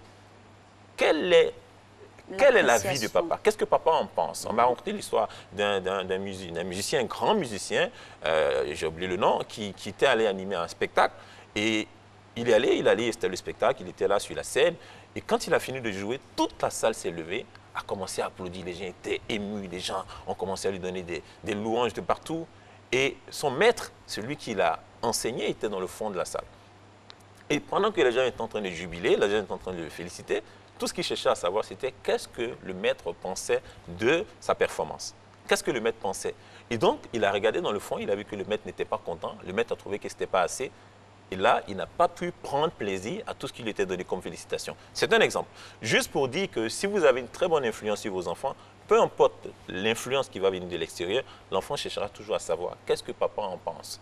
Bien sûr, il va faire des erreurs, ça va arriver, mais il aura toujours comme référence la vie des parents, de papa ou de maman. Voilà. C'est très bien dit. Et puis, la question qu'on se pose après ce que vous avez dit là, coach, c'est que l'influence, ça doit être dosé, quoi. À quel moment ça rentre dans quelque chose de grave qui peut agir sur la sensibilité de l'enfant?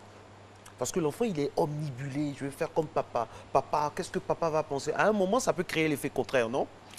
Alors, systématiquement, je pense pas. Je pense pas dans la mesure où l'enfant, il a un modèle à qui il veut ressembler.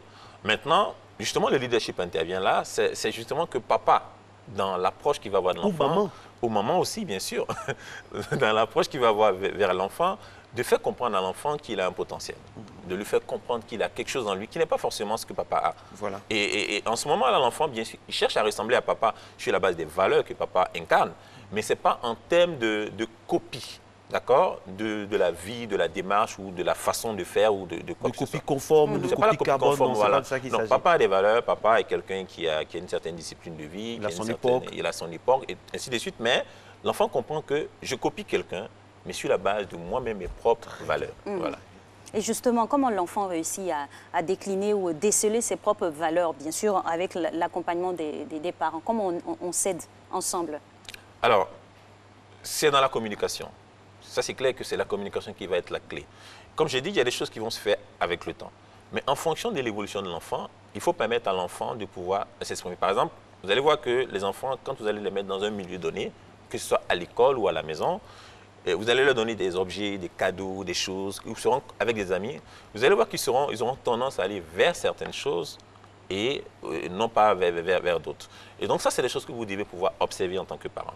Et vous allez voir que, par exemple, il y en a qui vont s'intéresser à tout ce qui est mouvement, il y en a qui vont s'intéresser à tout ce qui est artistique, qui aiment tout ce qui est... Donc ça, c'est des choses que les parents doivent pouvoir observer. Et quand ils discutent avec l'enfant, prendre souvent la peine de demander à l'enfant à quoi tu penses, comment tu vois telle chose, et ainsi de suite. En ce moment-là, qu'est-ce qu'on est en train de faire? On amène l'enfant à pouvoir penser à ses propres pensées, à pouvoir réfléchir par lui-même. Et vous allez voir, vous serez surpris de savoir qu'en fait, l'enfant, il a tout un mécanisme en lui, il a tout un script en lui auquel il va connecter. Et à partir de ça, il va vous donner des réponses. Beaucoup de parents ont l'impression que les enfants, excusez-moi, sont des idiots, ils ne savent rien. Non, ils ont un programme. Ils débitent, pourtant. Voilà, ils observent, non seulement ils observent, mais ils naissent avec un script quand même. Ce sont les meilleurs observateurs. Absolument. Ah oui. Donc, il faut permettre à l'enfant de réfléchir par lui-même. Et vous allez voir que l'enfant, il vous dira, j'ai envie de faire telle chose. Prendre l'enfant, à aider l'enfant à aller en lui-même. Ça, c'est très important. Non, voici ce qu'on doit faire. Et vous mettez des scripts, d'accord? Enfin, vous mettez des stéréotypes comme ça que l'enfant doit suivre. Et à un moment donné, l'enfant, il est connecté à l'environnement extérieur, mais il n'est pas connecté à lui-même. Coach, qu'est-ce que vous pensez de ceux qui disent, il y a un grand auteur, j'aime bien cette citation-là, il faut montrer à notre progéniture souvent que nous avons aussi des faiblesses. C'est comme ça qu'on les humanise, c'est vrai? Alors, ça dépend. C'est quelque chose de délicat, bien sûr. Parce que toujours montrer à l'enfant, j'ai été premier de ma classe, j'ai été toujours premier de ma classe. Ah oui, dans ce sens, je suis totalement d'accord. Ça a été difficile aussi à un certain moment, mais bon, si je suis là aujourd'hui, je suis en face de toi, oui, dans ce sens, je suis bien parce qu'on peut réussir. Il faut montrer à l'enfant qu'on peut échouer. On peut échouer, justement, on peut échouer, on peut avoir des faiblesses émotionnelles, on peut avoir des faiblesses en société. Dans tous les domaines, on peut avoir des faiblesses. Oui, donc les parents, il faut ressortir les bulletins qu'on a falsifiés. Il faut sortir les vrais bulletins. Et ça, c'est décourageant, en fait, par rapport au leadership. Parce que si l'enfant a l'impression que papa était totalement parfait... Trop parfait. C'est une pression. Et lui, voilà, ça lui met une pression et ça démotive. Parce que ça rend le challenge trop gros aux yeux de l'enfant. Et l'enfant, il n'a plus de force. Il baisse les bras avant même le combat. Avant de commencer, tout à fait. Alors, on a retenu avec vous la maïeutique, très important, l'observation, la spécificité, le temps, et puis apparaître dans l'esprit des enfants comme un héros. Et surtout, j'aimerais terminer avec cette tenir nos promesses. Ah oui, absolument. Quand je vous ai dit tout à l'heure qu'il faut avoir de la cohérence, c'est ça. Parce que si vous dites des choses que vous ne faites pas, à un moment donné, l'enfant, il est un peu perdu dans sa façon de vous voir. Et vous perdez en fait votre autorité, votre valeur. Et ça, c'est difficile après dans l'influence que vous allez avoir sur lui. Voilà. Donc, tenir les promesses, c'est très important. Merci en tout cas de votre passage. Alice, on va le taquiner. Oui? Vous-même avec vos enfants, comment vous faites? Ah oui, ça doit être très structuré. Hein? Structuré, je fais du mieux que je peux. Je fais l'effort d'appliquer ces choses-là et ce n'est pas toujours parfait. Mais on s'y met. Le plus important, c'est d'être conscient et d'être engagé dans ce processus-là. Et je suis dans le processus. Et vous restez tout simplement un papa aussi. Voilà, tout simplement. Merci. C'est ça le plus important en plus. À vous, le coach. Et on salue tous les parents courage, qui sont vraiment là, qui se tracassent, qui travaillent, les papas, les mamans. J'aurais voulu demander aussi au coach, quid des enfants qui ont perdu un parent, par exemple? Est-ce que ça ne biaise pas? En famille monoparentale, oui, effectivement. Famille monoparentale, un enfant qui a été éduqué seulement par sa maman, est-ce qu'il peut avoir toutes les armes par rapport à un enfant qui a été éduqué par son papa et par sa maman avec des tontons, tout ça? Celui qui a été fils unique, tout ça, c'est... On va jouer les prolongations mercredi, sûrement avec lui. Voilà. Ah, okay. Pendant qu'on vous annonce l'entrée tant attendue du coach Zabi, Dr Zabi qui est là, on va tabler sur le sujet dans quelques instants. On part peut-être à la pub et Mr Wednesday, il est là encore pour la dernière.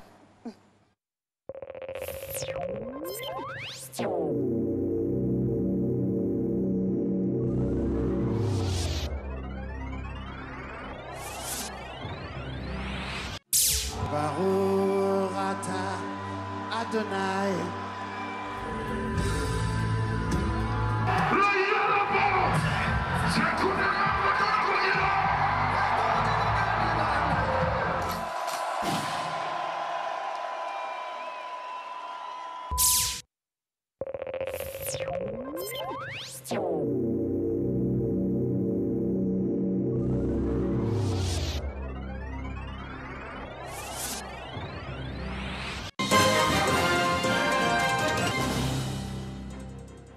Bonjour, c'est la troisième et dernière ligne droite de ce bulletin d'information dans Matin Bonheur. Un quatrième cas du virus Corona a été confirmé en France, a annoncé mardi Jérôme Salomon, le directeur général de la santé. C'était au cours d'une conférence de presse. Il s'agit d'un touriste chinois originaire de la province de Hubei et âgé d'environ 80 ans. L'homme a été hospitalisé en réanimation à Paris. La ministre de la Santé, Agnès Buzyn, a annoncé le rapatriement prochain des Français de Wuhan. Je vous propose de l'écouter. Concernant la situation en France, comme je vous l'ai indiqué, nous avons de nombreux signalements, de nombreux cas testés tous les jours. Nous venons d'être informés que nous avons ce soir un quatrième cas confirmé. Il s'agit d'un touriste âgé qui est actuellement hospitalisé en réanimation à Paris. Son état clinique est donc sévère puisqu'il nécessite des soins de réanimation. Évidemment, l'enquête épidémiologique est lancée, en particulier la recherche de ces cas contacts. C'était plutôt pour vous une déclaration des autorités sanitaires. Mardi, 3 nouveaux cas de coronavirus ont été confirmés en Allemagne, a indiqué le ministère bavarois de la Santé. Dans la nuit de lundi à mardi, un premier malade avait été détecté dans la même région.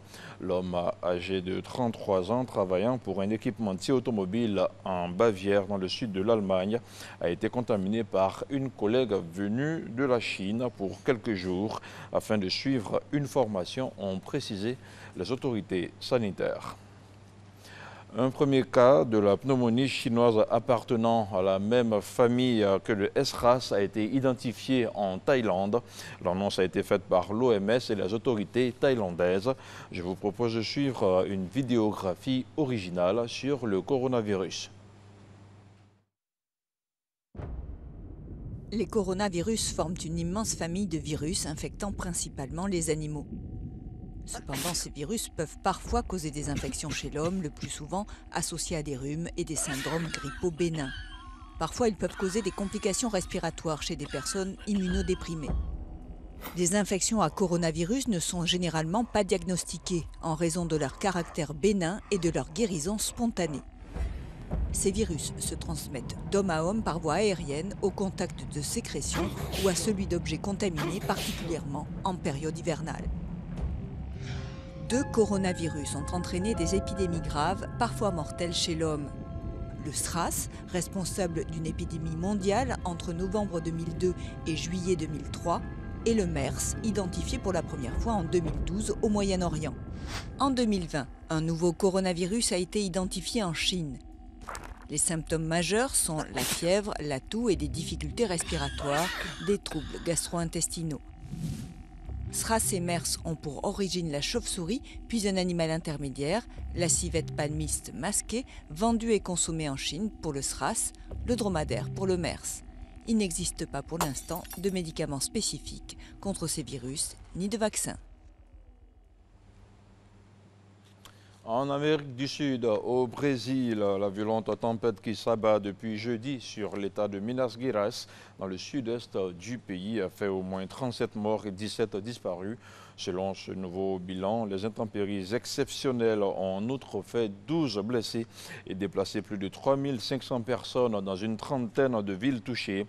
Les personnes décédées ont été victimes du glissement de terrain et de la destruction de maisons causées par les inondations et des précipitations records. Dans le conflit israélo-palestinien, Donald Trump a présenté mardi aux côtés du Premier ministre israélien Benjamin Netanyahou son plan de paix pour le Proche-Orient, un plan qui prévoit la reconnaissance d'un État très conditionnel pour les Palestiniens où la bande de Gaza et la Cisjordanie seraient reliées par un tunnel sans réelle continuité territoriale. Les Palestiniens auraient donc droit à un État, mais sous conditions précises. En Irak, des heurts ont éclaté entre manifestants anti-gouvernementaux et forces de l'ordre entre les places Al-Khilani et Al-Watba à Bagdad. Des manifestants qui maintiennent la pression et qui rejettent toute ingérence iranienne ou américaine dans leur pays. Les manifestants, majorité des jeunes, réclament de profondes réformes politiques. Ils continuent à défier les forces de sécurité malgré la répression qui a fait 21 morts et des dizaines de blessés en une semaine. Et on termine avec l'Inde où près de 7 millions de personnes ont formé une chaîne humaine de 620 km de long, selon les organisateurs, dans les rues de la ville du sud de Kerala. La manifestation est organisée contre une nouvelle loi sur la citoyenneté accusée d'être anticonstitutionnelle et discriminatoire envers les musulmans. Voilà qui referme ce chapitre d'information dans Matin Bonheur. Je vous retrouve vendredi. Merci beaucoup. Un petit tour et s'en va, mais on le retrouve avec beaucoup de plaisir. Vendredi, c'est Abdoulaye Koné. Merci infiniment. Très bonne journée à vous et très bonne réunion de rédaction. Merci beaucoup. Matin Bonheur, dans son dernier couloir, va laisser la place maintenant à notre spécialiste Joe Frédéric Zabi. Quelle thérapie pour le dysfonctionnement sexuel dans le couple à travers des cas concrets? On va essayer de résumer tout ça. On y va.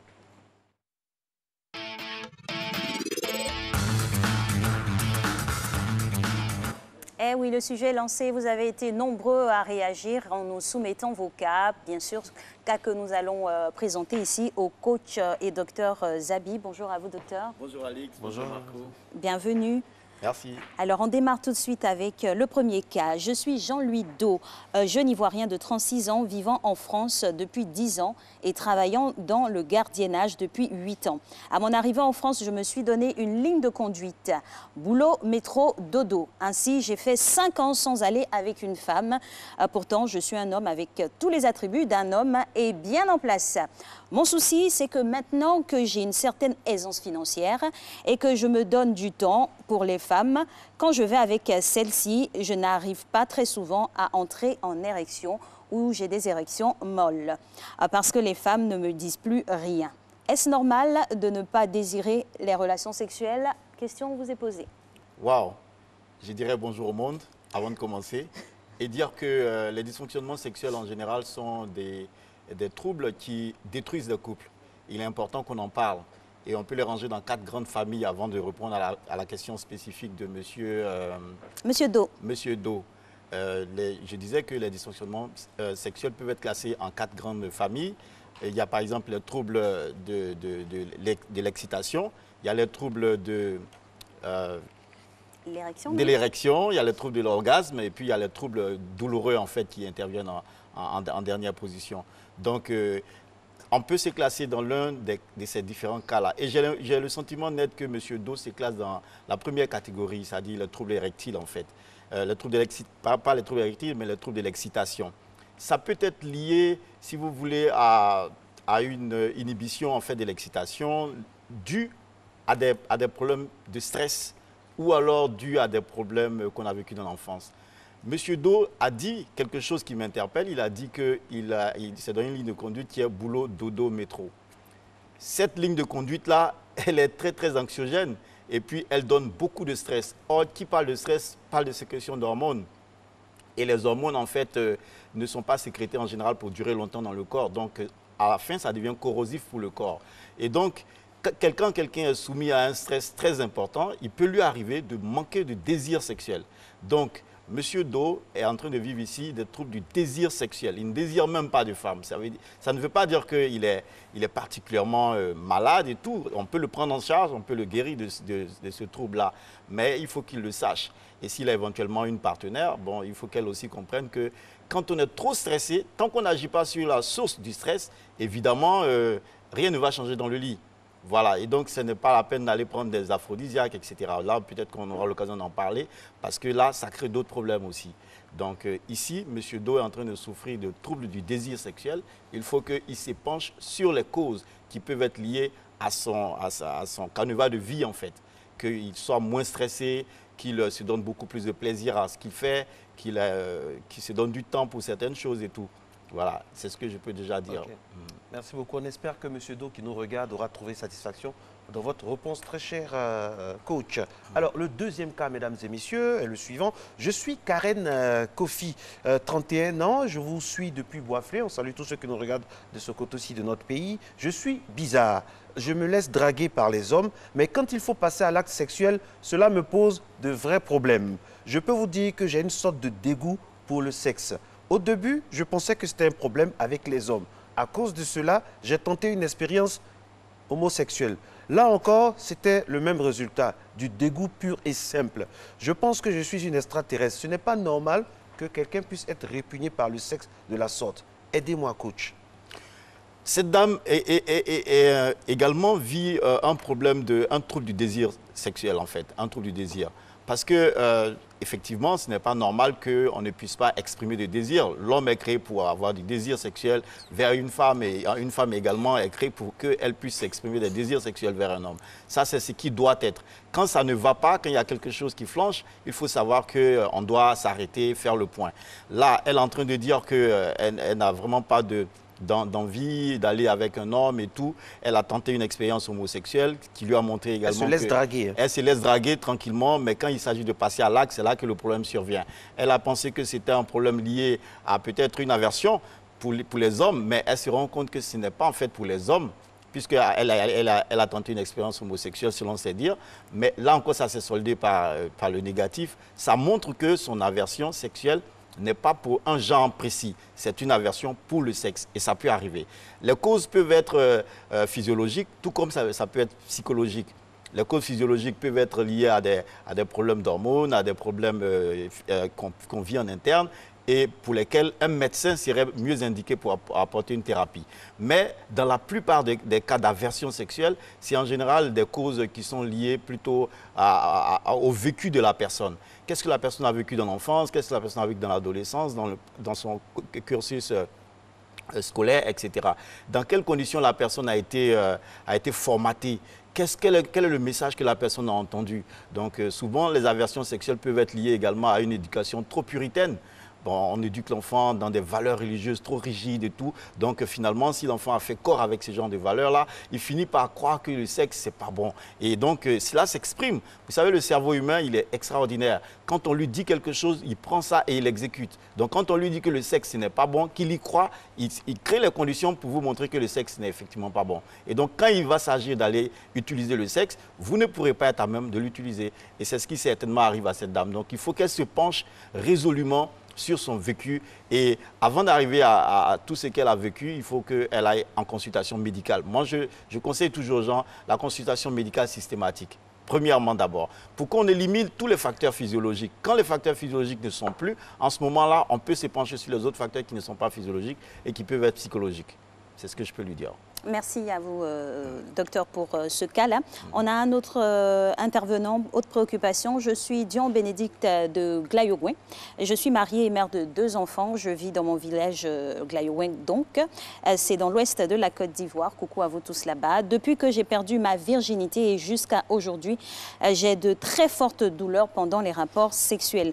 En fait, je ne lubrifie pas beaucoup et j'ai très souvent mal. Mon mari ne comprend pas et m'accuse d'éviter le sexe volontairement. Que faire pour ne pas que cela détruise mon union? Mademoiselle Do est dans de sérieux, je dirais comme les Ivoiriens, elle est dans du pain. Parce que... Pardon? Comme l'expression est dans le pain. Elle est dans le pain. Oui, elle est dans le pain. Elle est dans le pain. Oui, ça veut dire qu'elle est... N'ajoutez pas le beurre en tout cas. Non, c'est juste pour décontracter un peu les choses. Bien sûr. Je veux dire que... elle souffre ici, en fait, d'une sorte de trouble de l'excitation. Et les troubles de l'excitation s'expriment chez les femmes, particulièrement par une insuffisance de lubrification pendant le rapport sexuel ou bien pendant la période avant le rapport sexuel. En général, quand on est avec quelqu'un, quand on sent qu'on va aller à une intimité beaucoup plus profonde, à un moment, on est excité. Et cette excitation-là s'exprime par des signes qui sont physiologiques qu'on peut observer. Chez la femme, cela s'exprime par exemple par la lubrification qui faciliterait en fait tout ce qu'il y a comme... Excusez-moi si j'utilise un mot parce que... Non, il faut dire ce qui est. Voilà. C'est didactique, c'est pédagogique. Bien sûr, il faut dire ce qui est. Voilà, tous les mots sont permis, allez-y. Voilà, le but de la lubrification chez la femme, c'est de faciliter la pénétration en fait, pendant l'acte sexuel. Et donc, en général, il peut arriver qu'une femme connaisse des troubles de l'excitation. Et ces troubles de l'excitation-là peuvent également être liés, à des traumatismes qu'elle a vécu à un moment donné. Et qui parle d'absence de lubrification ou d'insuffisance de lubrification, évidemment, parle du rapport sexuel qui deviennent difficiles. Douloureux, oui. Et donc, forcément, il y a la douleur qui va s'installer. Et c'est ce qu'elle est en train de vivre ici. Donc, pour résoudre ce genre de problème-là, également, premièrement, il faut éliminer les causes physiologiques. Mais généralement, ce genre de cas, les causes se trouvent dans le côté psychologique. Non seulement dans le côté psychologique lié à la personne elle-même, mais ça peut être aussi lié à des facteurs qu'on peut trouver du côté du partenaire. Parce qu'il faut le savoir, la plupart des hommes, et ça je pèse mes mots, la plupart des hommes, au dire des femmes que j'encadre dans le cadre de mes activités de sexologue, en général, la plupart des hommes ne savent pas faire l'amour. Ils seront choqués, mais c'est la vérité. Ils sont égoïstes en matière de sexe. Et donc, ils ne pensent qu'à leur plaisir. Et donc, tant qu'on est égoïste, qu'on ne pense qu'à son plaisir, en oubliant certains facteurs qui sont d'ordre physiologique purement, il faut savoir qu'un homme, par exemple, pour qu'il arrive à une éjaculation, ça dure entre 0 secondes et puis 3 minutes. 5 minutes pour certains hommes, ça va un peu au-delà pour d'autres, 7 minutes. Mais en général, on ne va pas au-delà de ça. Or, une femme, c'est comme un moteur diesel, ça démarre très lentement. Et puis, les choses véritables chez la femme commencent à partir de la 10e minute pratiquement. Je parle de coït, je ne parle même pas de ce qui se passe avant le coït. Les choses sérieuses commencent à partir de la 10e minute en général. Pour la plupart des femmes, bien évidemment, il y a des femmes qui passent à des choses sérieuses très très vite, mais ça c'est des cas exceptionnels, mais là, je parle de la généralité. Donc pour qu'une femme par exemple arrive à un orgasme, en général ça se déroule entre la 10e et la 30e ou la 45e minute. Ça veut dire qu'il faut que l'homme prenne du temps pour lui donner du plaisir. Or, la plupart des hommes, malheureusement, ils ne savent pas prendre le temps. Non seulement ils ne prennent pas le temps, mais ils ne savent pas s'y prendre en matière. Ils sont rudes, ils sont rustiques, ils sont goujats en général. Donc, il faut qu'ils apprennent à devenir plus fins. Avec les femmes. Merci. La plupart des hommes, c'est les hommes. La plupart des hommes. La plupart des hommes. Donc, voilà ce que le coach Matin Bonheur dit. Ça n'engage que lui. Moi, je suis au milieu, Dieu voilà, merci. Ça n'engage que lui. Après, s'il sort du plateau, c'est lui seul qui a dit ça. Alors, autre cas, mesdames et messieurs. Je suis Noël Sekongo, marié coutumièrement et père d'une petite fille. Je vous suis de Boundiali. Coucou à toute la famille à Boundiali. Moi, j'ai de vraies faiblesses sexuelles. J'éprouve beaucoup de difficultés à entrer en érection. Et quand je suis au garde à vous, ça ne dure pas longtemps. Je pense que c'est ma femme, je pensais que c'était ma femme qui ne m'attirait pas suffisamment. J'ai essayé avec d'autres femmes, c'est le même résultat, malheureusement. Atoté, Viagra, cure-dent gros et autres n'arrivent pas à résoudre mon problème. Quand je les prends, je vomis en un quart de tour, je ne dors plus à cause de ce problème. Si l'érection me manque, c'est que j'ai tout perdu dans la vie. Au secours, coach, je vous suis depuis un certain temps et j'ai confiance en vous. Oh, ces messieurs, il m'emmène à parler aux hommes particulièrement. Encore? Oui, aux hommes, là encore. Parce qu'il a dit, il est passé par le Viagra, le cure-dent, et même l'infidélité. La totée, l'infidélité, etc. Il est passé par tout ça. En général, on prend des médicaments, le Viagra, la totée, le cure-dent gourou, ce sont des aphrodisiaques. On les prend sans savoir le mal qu'on traite. C'est-à-dire qu'on prend des médicaments sans même savoir le mal qu'on est en train de traiter. Et il y a un vocable générique que les gens utilisent, faiblesse sexuelle. Ça rime à quoi en fait? Ça ramène à quoi cette notion de faiblesse sexuelle? Il y a tellement de dysfonctionnements sexuels qu'on peut éprouver. Et donc, quand on dit, on entend dans le commerce, on entend dans les rues, faiblesse sexuelle, donc on donne cure-dent gourou, on donne Viagra, on donne ceci. Mais c'est des problèmes qu'on est en train de se créer sans le savoir. Ces messieurs-là, tout comme la dame qui était passée, il est en train de souffrir de troubles de l'excitation sexuelle. Le trouble de l'excitation, il s'exprime comment? En fait, il s'exprime par une érection molle ou une insuffisance d'érection. Ou le fait qu'on peut être excité, on peut rentrer en érection et puis il y a des limites et puis après ça tombe. Ça peut être lié à beaucoup de facteurs. Quelqu'un qui fait un diabète, par exemple, l'une des complications du diabète, c'est les problèmes érectiles, c'est les troubles érectiles. Donc, vous ne savez même pas si vous avez des antécédents diabétiques. Vous allez prendre à côté ou bien le Viagra ou bien n'importe quoi qui agit sur votre cœur, alors que le diabète également, c'est un problème aussi qui entraîne des dysfonctionnements au niveau du cœur. Et donc, vous vous exposez là à des troubles cardiaques, à des troubles de tension artérielle, par exemple. Vous vous exposez à tellement de choses sans le savoir. Donc, il faut qu'il arrête avec ces histoires d'aphrodisiaques pour ne pas avoir à mourir dans les mains de sa pauvre dame qui sera innocente. Déjà ça. Il faut qu'il arrête avec ces histoires d'infidélité liées au fait que, comme il pense que c'est sa femme qui est le problème, il va aller chercher une solution ailleurs. La solution n'est pas ailleurs. Il faut qu'il trouve la solution dans sa maison, dans son lit, avec sa femme, à lui, pardon. C'est avec elle qu'il doit trouver la solution. Et le trouble érectile, ici, dont il est victime, ça peut être lié à toutes les conditions dans lesquelles il vit. En général, on se soumet à des problèmes incommensurables dans notre foyer, on se soumet à des pressions inimaginables dans notre vie quotidienne. On ne prend pas garde à cela.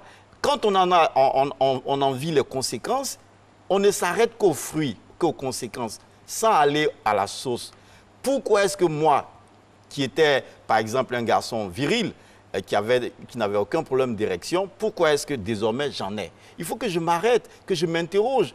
Comment je vivais au moment où je n'avais pas de problème et comment est-ce que je suis en train de vivre maintenant que j'ai ces problèmes-là? Donc il faut que Monsieur Sekongo s'interroge sur sa vie, les conditions de sa vie, etc. Et En tout cas, il a une analyse de son cheminement à faire au niveau sexuel. On a d'autres cas encore, docteur. Voilà, le prochain, c'est... Si vous voyez, vous n'allez pas croire à mon histoire. 1,91 m pour 90 kg de muscles. Toutes les femmes me veulent. Et mon affaire, là aussi, est là. Le problème, c'est que mes matchs se terminent toujours trop tôt. Juste après le coup de sifflet de l'arbitre qui annonce le début des hostilités. C'est vraiment très sportif, hein, son histoire. C'est la Coupe d'Afrique. Souvent, il ne siffle même pas que j'ai déjà vomi. J'en souffre énormément. J'en perds confiance en moi-même. Et, docteur, aidez-moi, sinon le produit est en train de se gaspiller comme ça. Oh, il ne faut pas que le produit se gaspille. Eh non. Non. Ce monsieur, certainement, il est en train de souffrir d'éjaculation précoce. C'est ce qu'il est en train de décrire, en fait, sous des vocables qui sont très amusants ici. Mais il faut savoir que l'éjaculation précoce, il y a beaucoup d'hommes qui parlent d'éjaculation précoce sans vraiment savoir les limites dans lesquelles on peut inscrire une éjaculation précoce. Je l'ai dit tout à l'heure que la durée normale d'un coït, en général, ça va de quelques secondes à quelques minutes. Et donc, pas plus. Donc, un homme, par exemple, qui a des rapports sexuels, je ne parle pas de préliminaires, mais je parle du coït. Quand pendant le coït, on peut aller jusqu'à 3 minutes, on ne parle pas d'éjaculation précoce. L'éjaculation précoce, c'est vraiment quelques secondes. En général, même, il n'y a même pas de pénétration, il n'y a même pas de coït quand l'éjaculation survient. Quand c'est comme ça, là, effectivement, c'est un problème sur lequel il faut se pencher. Et il y a beaucoup de techniques, par exemple, pour parvenir à maîtriser, à contrôler son éjaculation, qui s'est fait de façon précoce. Et il faut qu'il consulte. S'il consulte, on pourra l'aider à gérer ce genre de problème. Il ne faut pas que les gens, en général, pensent que ces problèmes-là, on les traite toujours avec des histoires de médicaments. Non, la source n'est pas là-bas. Et il faut se pencher ailleurs, en fait. Ouais. Okay. Ouais. Alors, on va terminer avec un problème d'une dame, pour terminer. Je veux rester anonyme. Mon problème, c'est que je ne sais même pas pourquoi on doit avoir des rapports sexuels. Les gens parlent de plaisir, mais moi, je n'ai jamais rien ressenti. J'ai connu tous les hommes, de tous les acabits, de tous les grades, mais je n'ai jamais rien ressenti. C'est vrai, des fois, j'ai envie d'avoir des rapports sexuels, mais vraiment, ça ne me dit rien. Je ne suis pas aussi attiré par, je ne suis pas aussi attiré par les personnes du même sexe que moi. Mais dire que je vais ressentir un plaisir particulier, ça, jamais. Suis-je normal? Je peux dire qu'elle vit également des troubles. Elle vit également des troubles et il faut qu'elle se penche sur ces troubles-là. Parce que ce n'est pas normal qu'une femme ne puisse pas vivre en fait la joie d'avoir des rapports sexuels. Mais il faut savoir que la plupart des femmes ont un orgasme qui va survenir suite à la manipulation d'un organe qu'elles ont, qu'on appelle le clitoris. La manipulation du clitoris. Donc, malheureusement, pendant le coït, la plupart des hommes soit ne le manipule pas suffisamment, oublie de le manipuler, ou le manipule mal. Parce que c'est un organe qui est tellement sensible que si vous ne le manipulez pas avec beaucoup de finesse, délicatesse, etc., il peut se poser le problème que la femme ne parvienne pas à un orgasme. Effectivement. Et donc, l'orgasme aussi, il y a un temps. Il faut que ça prenne il faut se donner du temps pour y arriver. Or, la plupart des gens, ils sont très pressés d'aller de se satisfaire soi-même. Ils oublient que l'acte sexuel, c'est quelque chose qui se fait à deux, pas pour soi seul. Et donc, c'est certainement le problème. Elle peut connaître tous les hommes de la planète, mais tant que tous ces hommes-là ne prennent pas leur temps pour lui faire l'amour comme il se doit, c'est pas évident qu'elle puisse exprimer... Beaucoup de délicatesse. L'acte sexuel, c'est pour terminer, c'est une conjugaison, quoi. Absolument, vraiment... ce n'est pas de la copulation. Et puis une belle analyse aussi, il faut savoir si la partenaire elle est clitoridienne ou si elle est vaginale. Exactement. C'est très important. C'est cette grande conclusion d'Alix. De savoir si la partenaire est clitoridienne ou vaginale, c'est une grande conclusion d'Alix. Conclusion, pas déclaration. Une conclusion, Vraiment, Alix, merci pour ce grand moment. On dira plutôt merci au coach et merci au docteur. Il faut savoir si elle est ceci ou cela, c'est très important. Belle conclusion d'Alix Kokola. Matin bonheur. Merci infiniment, cher partenaire. Merci. Merci infiniment. Du matin. Voilà. Bonne journée. À demain. Merci, Alix. À demain. Merci à nous tous. Hein. Merci, Alix. Il faut savoir, toujours savoir. Christelle Akoussa, merci. Merci à vous également.